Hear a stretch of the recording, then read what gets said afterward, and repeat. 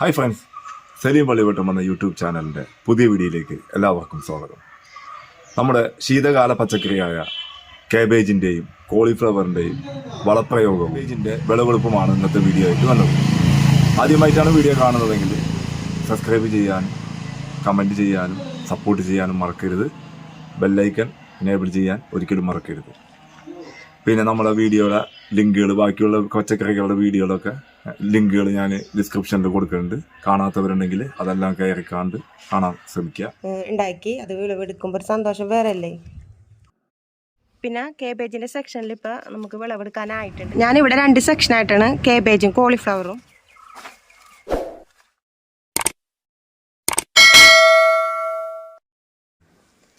അപ്പോൾ ഇതാണ് എൻ്റെ ശീതകാല പച്ചക്കറി കൃഷിയിലേക്കുള്ള എൻട്രൻസ് വരുന്നത് കേട്ടോ. ഇവിടെ ഫ്രണ്ടിൽ ഒരു സൈഡിലായിട്ടാണ് ഞാൻ കൃഷി സെറ്റ് ചെയ്തേക്കണത്. ഇവിടെ ഈ ഭാഗത്ത് ഞാൻ 2 സെക്ഷനായിട്ടാണ് കേബേജും കോളിഫ്ലവറും നട്ടേക്കണത്. അപ്പോൾ ഒരെണ്ണത്തിൻ്റെ വിളവെടുപ്പ് കഴിഞ്ഞാലും നമുക്കത് നിലനിന്ന് പോകും. രണ്ടാമത്തെ എടുക്കാം. ശീതകാലം കഴിയുന്നത് വരെ നമുക്കപ്പോൾ പച്ചക്കറി കിട്ടും. അപ്പോൾ അതിൻ്റെ വിളവെടുക്കണ വീഡിയോയും 2ാം ഘട്ട വളപ്രയോഗവും 3ാം ഘട്ട വളം ചെയ്യണ വീഡിയോയും കൂടി ഒരുമിച്ചാണ് ഉൾപ്പെടുത്തിയേക്കണത്. അപ്പോൾ ആദ്യം എടുത്ത വീഡിയോ ഞാനിതിൽ ഉൾപ്പെടുത്തുന്നുണ്ട്. അപ്പോൾ അതൊന്ന് എല്ലാവരും ഒന്ന് കാണുക. അപ്പോൾ നമ്മുടെ കോളിഫ്ലവറൊക്കെ ആയി വന്നുണ്ട്. ഇതാവണുള്ളൂ. ഇതൊക്കെ നന്നായിട്ടായിട്ടുണ്ട്, വിളവെടുക്കാനായിട്ടുണ്ട്. ഈ ഒരു സെക്ഷൻ നമുക്ക് ഫുള്ളും വിളവെടുക്കാനായിട്ടുണ്ട്.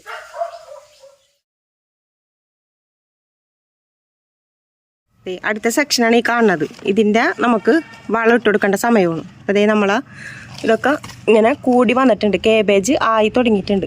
അപ്പോൾ നമുക്കിതിന് അടുത്ത സെക്ഷൻ വളം കൊടുക്കലും ഇതിൻ്റെ വിളവെടുപ്പും ഒക്കെ കൂടിയതാണ് ഇന്നത്തെ വീഡിയോ. കേബേജ് ആയി തുടങ്ങുന്ന സെക്ഷന് 2ാം ഘട്ട വളപ്രയോഗമാണ് ചെയ്യേണ്ടത്. ജൈവസ്ലറി ഒക്കെ കൊടുക്കുന്നുണ്ട് ആഴ്ചയിൽ. ഇപ്പം വളമായിട്ട് ഞാൻ കൊടുക്കുന്നത് ചാരവും എല്ലുപൊടിയും ചാണകവും കൂടി മിക്സ് ചെയ്തിട്ട് ആ കൂട്ടിട്ട് കൊടുക്കുകയാണ്. ഇപ്പം പൂവിട്ട് പൂവിട ഇതായി വന്ന മൂടി വന്ന ഇതായി തുടങ്ങിയാണ്. ഇപ്പം നമുക്ക് ഈ സെക്ഷനിൽ ആ വളപ്രയോഗം നമുക്ക് കൊടുക്കാം. അതിനായിട്ട് ചാണകം കൊടുത്തിട്ടുണ്ട്. പിന്നെ എടുക്കുന്നത് എല്ലുപൊടി.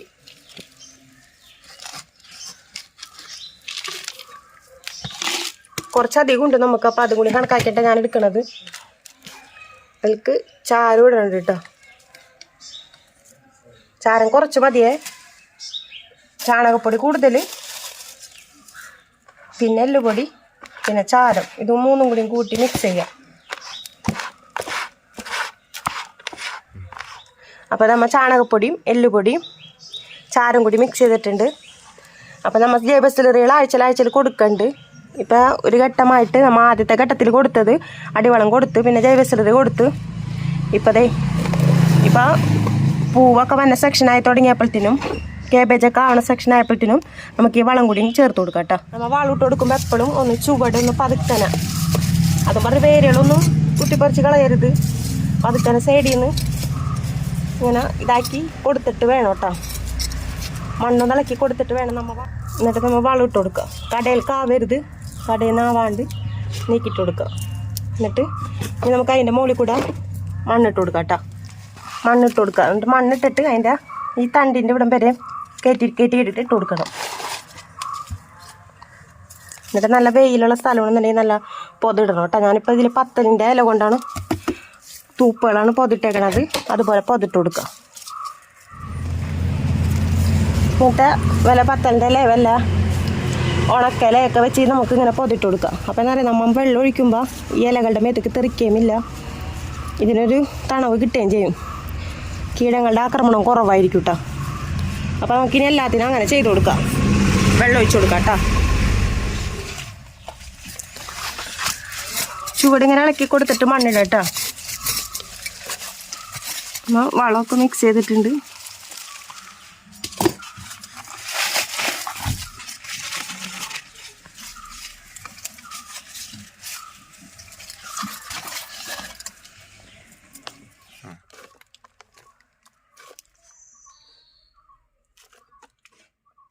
പിന്നെ അതിങ്ങനെ വരണ ചീത്തയായ ഇലകളൊക്കെ നമുക്ക് കട്ട് ചെയ്ത് കൊടുക്കാം കേട്ടോ.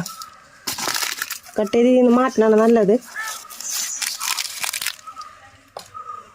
ഇങ്ങനെ പൊതിട്ട് കൊടുക്കണുണ്ടോ? ഇങ്ങനെ പൊതിട്ട് കൊടുക്കുമ്പോൾ എന്താണെന്ന് വെച്ചാൽ നമ്മളെ ഈ ഇലകളിലേക്കൊന്നും വെള്ളം തെറിക്കുകയില്ല, മണ്ണും തെറിക്കില്ല. അല്ലെങ്കിൽ നമ്മൾ പൊതിട്ട് കൊടുത്തില്ല എന്നുണ്ടെന്നുണ്ടെങ്കിൽ ചെളിയും മണ്ണൊക്കെ നമ്മളെ ഈ ഇലകളിലേക്കൊക്കെ തെറിച്ച് നാശമാവും. അപ്പം വേഗം ഈ ഇലകളൊക്കെ അഴിയാനായിട്ട് ചാൻസ് ഉണ്ട്. പിന്നെ നല്ലോണം വെയിലൊക്കെ ഉണ്ടെങ്കിൽ തന്നെ അത് ഒരു തണവായി അനുഭവപ്പെടും. അപ്പം അതുകൊണ്ടാണ് ഇങ്ങനെ പൊതിട്ട് കൊടുക്കണത്. അപ്പം ഇങ്ങനത്തെ പച്ചിലകളൊക്കെ പൊതിട്ട് കൊടുത്തിട്ടുണ്ടെന്നുണ്ടെങ്കിൽ നമ്മൾ മണ്ണും സാധനങ്ങളൊക്കെ അതിൻ്റെ മുകളിൽ കൂടെ കയറ്റുമ്പോൾ അതൊരു വളമായിട്ട് മാറുകയും ചെയ്യും. ഞാനിപ്പോൾ ഇവിടെ പത്തലിൻ്റെ തൂപ്പുകളാണ് ഇട്ട് കൊടുത്തേക്കണത്. അപ്പം നമുക്ക് ഇതിൻ്റെ മുകളിൽ കൂടെ മണ്ണിട്ട് കൊടുത്താൽ ഇതൊരു വളമായിട്ട് മാറുകയും ചെയ്യും. അപ്പം ഞാൻ അങ്ങനെയാണ് ചെയ്യണത് കേട്ടോ. ഇനി നമുക്ക് കണ്ട ഇനി കേബേജ് ഒന്ന് കൂടി തുടങ്ങിയിട്ടുണ്ട്. അപ്പം നമുക്ക് ഇതിൻ്റെ ഇലകൾ ഇങ്ങനെ വെച്ച് നമുക്ക് മൂടി വെച്ച് കെട്ടിക്കൊടുക്കാം. ഇങ്ങനെ മൂടി വെച്ച് കെട്ടിക്കൊടുക്കുമ്പോൾ എന്താണെന്ന് വെച്ചിട്ടുണ്ടെന്നുണ്ടെങ്കിൽ പ്രാണികളുടെ ആക്രമണം, പുഴുക്കളുടെ ആക്രമണം കുറയുകയും ചെയ്യും. ഇത് വലിപ്പം വെക്കും. അല്ലാന്നുണ്ടെങ്കിൽ ഇതിങ്ങനെ നിന്നുകായിട്ടും വിടർന്ന് ഇലകൾ പോവും. അപ്പം നമുക്കിതിങ്ങനെ കൂട്ടി കെട്ടി കൊടുക്കണം, നല്ലതായിരിക്കും. ഞാൻ കാണിച്ചു തരാം എങ്ങനെയാണ്. ഇത് ഞാൻ അങ്ങനെ കൂട്ടി കെട്ടി കൊടുത്തേക്കണതാണ്. അപ്പം നമുക്ക് ഇതിൻ്റെ ഉള്ളിലേക്ക് പ്രാണികളുടെ ആക്രമണം, കീടങ്ങളുടെ ആക്രമണം കുറവായിരിക്കും. പിന്നെ അതിൻ്റെ നല്ല ഇത് വലിപ്പം വെക്കാൻ നല്ലതാണ്. ടൈറ്റായിട്ടല്ല, ജസ്റ്റ് ഒന്ന് വാഴയുടെ നാര് കൊണ്ട് കെട്ടിക്കൊടുക്കാം. അതെങ്ങനെയാണ് ഞാൻ കാണിച്ചു തരാം. ഇങ്ങനെ കൂട്ടി കെട്ടിക്കൊടുക്കാം.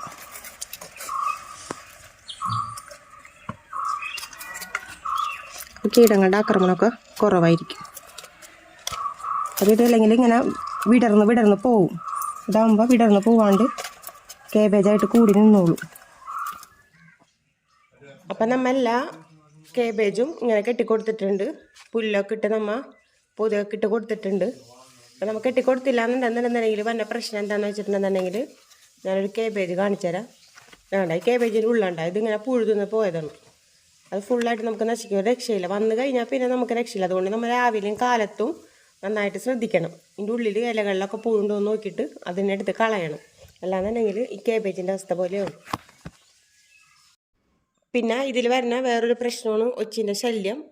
അപ്പോൾ അതിനെ തുരുത്താനായിട്ടുള്ള ഒരു വീഡിയോ നമ്മൾ ചാനലിൽ അപ്ലോഡ് ചെയ്തിട്ടുണ്ട്. അപ്പോൾ അതൊന്ന് കാണാത്തവരുണ്ടെങ്കിൽ കയറി കാണുക. നമ്മുടെ പൊതയൊക്കെ ഇട്ട് കൊടുത്തിട്ടുണ്ട്. പൊതിട്ട് കൊടുത്തേക്കണത് പുല്ലൊക്കെ വെച്ചിട്ടാണ് പൊതിട്ട് കൊടുത്തേക്കണത്. ഇങ്ങനെ ഇട്ട് കൊടുക്കുമ്പോൾ ഈർപ്പം അതിൽ നിലനിൽക്കുകയും ചെയ്യും. പിന്നെ അതിലുള്ള ചെടിയുടെ കീടശല്യം, അതിൻ്റെ ഉള്ളിലേക്കുള്ള കീടശല്യം കുറവായിരിക്കും. അതിൽ നിന്നുണ്ടാകുന്ന രോഗങ്ങളുടെ ഇതും കുറയും. പിന്നെ ഈ പഴുത്ത് കാണുന്ന ഇതൊക്കെ നമുക്ക് ഇതിൻ്റെ അടിയിൽ നിന്ന് നമുക്ക് കളയണം. ഇതിങ്ങനെ കളഞ്ഞിട്ടുണ്ടെന്നുണ്ടെങ്കിൽ അത് ഈ ചെടികൾക്ക് കേടാണ്. പഴുത്ത് കാണുന്നത് പറിച്ച് കളയാൻ വേണം കേട്ടോ. ഇനി നമുക്ക് കൊടുക്കാൻ പോണത് 3ാമത്തെ സെറ്റ് വളമാണ്. അപ്പം ഞാനിവിടെ കൊടുക്കുന്നത് ജൈവ സിലറിയാണ്. അപ്പോൾ അതുണ്ടാക്കുന്ന വീഡിയോ നമ്മൾ ചാനലിൽ അപ്ലോഡ് ചെയ്തിട്ടുണ്ട്. അതൊന്ന് കയറി കാണുക. അപ്പോൾ നമുക്ക് ജൈവ സിലറി ഒഴിച്ചു കൊടുക്കാം.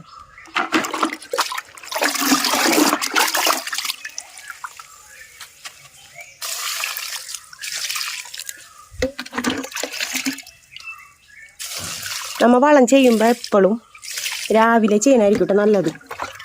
എന്ന് വെച്ചിട്ടുണ്ടെങ്കിൽ സൂര്യപ്രകാശത്തിൻ്റെ സഹായത്തോടുകൂടി ഒരു ആഹാരം പാചകം ചെയ്യാനായിട്ട് ഏറ്റവും നല്ല സമയം നമ്മൾ രാവിലെ വളം ചെയ്യണമാണ്. അപ്പോൾ അതിനുള്ള ഗുണം ചെടികൾക്ക് കിട്ടും. എന്നില്ലെന്നുണ്ടെങ്കിൽ വെയിൽ ആറിയിട്ട് ചെയ്യണം.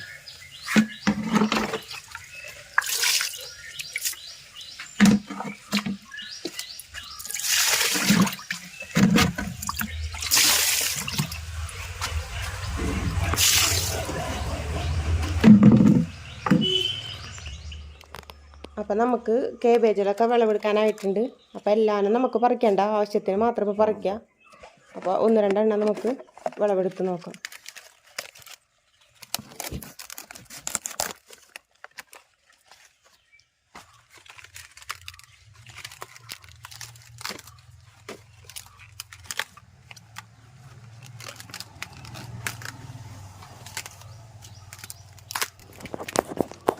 അപ്പോൾ അത്യാവശ്യം തരക്കേടില്ലാത്തൊരു കേബേജ് തന്നെ നമുക്ക് കിട്ടിയിട്ടുണ്ട്.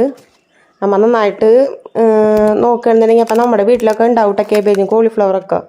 വലിപ്പം കൂടുതൽ വെക്കണമെന്ന് വെച്ചിട്ടുണ്ടെങ്കിൽ അവർ രാസവളവും കീടനാശിനിയൊക്കെ അടിക്കുന്നതിൻ്റെ പേരിലാണ് അവർക്ക് നമ്മൾ വലിപ്പം കൂടുതലിട്ടിരുന്നത്. നമുക്കിപ്പോൾ വലിപ്പം കൂടുതൽ കിട്ടിയില്ലെങ്കിലും ഇത്ര മതിയല്ലോ, അത്യാവശ്യത്തിനുള്ളതായിട്ടുണ്ട്. അപ്പോൾ എല്ലാവരും ഇനി ശീതകാലമൊക്കെ ആകുമ്പോഴത്തേനും ഇങ്ങനത്തെ പച്ചക്കറികളൊക്കെ ഒന്ന് പിടിപ്പിച്ച് നോക്കാം. എല്ലാവർക്കും പിടിക്കൂട്ടതൊക്കെ. ഇപ്പോൾ വിളവെടുത്ത് കഴിഞ്ഞതിന് ശേഷം ഈ തൈകളാരും കളയണ്ട. ഇതിൽ നിന്ന് നമുക്ക് വേറെ ചിലപ്പുകൾ ഉണ്ടാവും. അതിൽ നിന്ന് കുഞ്ഞു കുഞ്ഞു കേബേജുകളായിട്ടും ഇത് ഉണ്ടാവാറ് കാണുന്നുണ്ട്. അപ്പോൾ നമുക്കിത് കളയണ്ട, നമുക്ക് നീക്കി വെക്കാം. ഇത് ഇതുപോലെ ഞാൻ ആദ്യം വിളവെടുത്ത ഒരു കേബേജാണിത്. അതിൽ നോക്കിയാൽ കുറേ കുഞ്ഞു കുഞ്ഞു തൈകൾ വന്നേക്കണം. ചെറിയ കേബേജ് ആണെങ്കിലും ഇതിൻ്റെ സൈഡിൽ നിന്ന് ഇങ്ങനെ കുഞ്ഞു കുഞ്ഞു കേബേജുകൾ വരും. അപ്പോൾ നമ്മുടെ കോളിഫ്ലവർ ഒക്കെ കട്ട് ചെയ്ത് കൊടുക്കാം കേട്ടോ.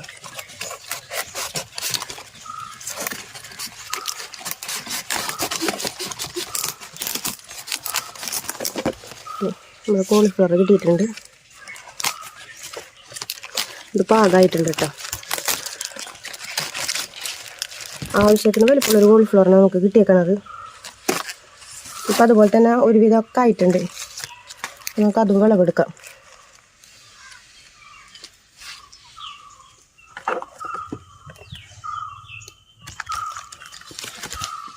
ഇവിടെ ആയിട്ടുണ്ട് കേട്ടോ.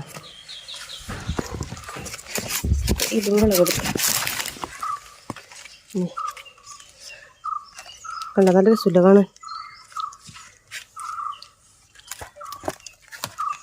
ഇതും കളയണ്ട, നമുക്ക് ഇവിടെ തന്നെ നിർത്തി കൊടുത്തിട്ടുണ്ടെങ്കിൽ വേറെ ചെനപ്പ് വരും. ഇതിൻ്റെ വീഡിയോ ഞാൻ വേറെ ചെയ്യാം, ഇതെങ്ങനെയാണ് ചെനപ്പ് വരാൻ നിർത്തണം എന്നുള്ളത്. അപ്പോൾ ഇനി നമുക്ക് കുറച്ച് തക്കാളിയും കുറച്ച് പച്ചക്കറികളും കൂടി വിളവെടുക്കാനുണ്ട്. അപ്പോൾ ഞായറാഴ്ച വിളവെടുപ്പ് ദിവസമാണ്. അപ്പോൾ നമുക്ക് അതിൻ്റെ കുറച്ച് വീഡിയോ കൂടിയും കാണാം.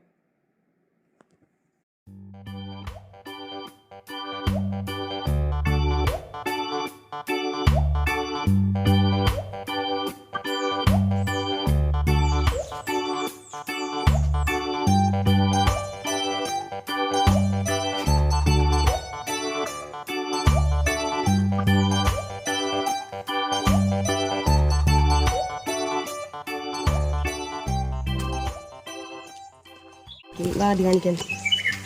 അപ്പോൾ നമ്മുടെ വഴുതനങ്ങയൊക്കെ വെയിറ്റ് കൂടിയിട്ട് ഇത് ഫുള്ളായിട്ട് ചാഞ്ഞിട്ടുണ്ട് കേട്ടോ. അപ്പോൾ നമുക്ക് എല്ലാ വഴുതനങ്ങ പൊട്ടിച്ചിട്ടൊന്ന് പ്രൂൺ ചെയ്ത് കൊടുക്കണം.